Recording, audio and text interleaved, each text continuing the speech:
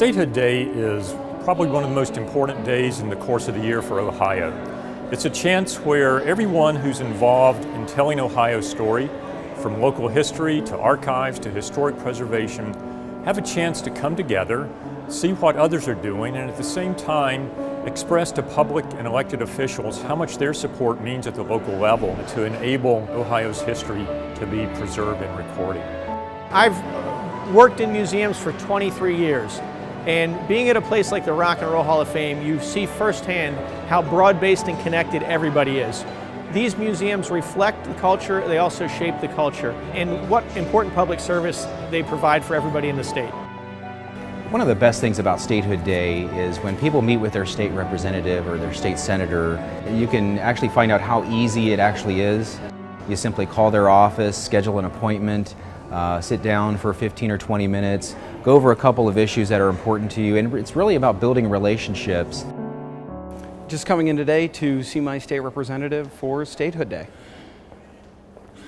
Most people might think it's kind of intimidating to sit down with your state legislator, Right. But I have to say, all it took was a phone call and your office was able to find some time for me to sit down with you. So I really appreciate you taking the time to listen to our issues. I talk to constituents every day, and it's very easy. You can, pick up the phone and call us and say, hey, we're with the Ohio Historical Connection, and we want to meet with you to talk about a local historical site or our legislative agenda, and our aides will set up that meeting, and it's very, very easy to get a meeting or a phone call with us. Why do you think Ohio history is important?